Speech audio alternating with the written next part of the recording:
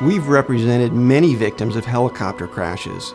Some of the worst safety records belong to the tour operators in Hawaii and Las Vegas. Crashes are often the result of operators cutting corners on maintenance. Sometimes it's just a matter of the pilots flying too close to the terrain. Next are the air ambulance helicopters.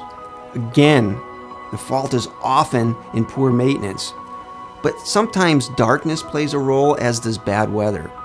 Sadly, we found that most EMS flights that crash were entirely unnecessary because ground transportation was available, cheaper, and surprisingly faster than transportation to the hospital by air.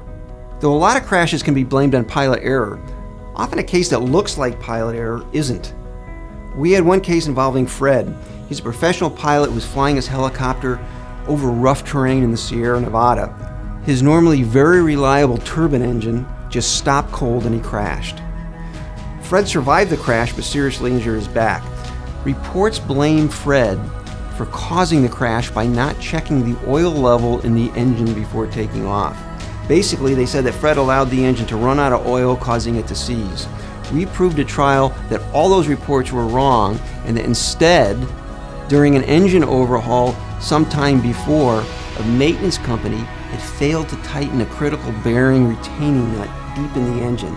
The nut came loose just a little bit, but it was enough to cause the turbine engine to melt down in flight, just as it would have if the oil level dropped too low. The jury determined that Fred did nothing wrong, the engine overhaul was fully responsible, and awarded the pilot everything we asked for.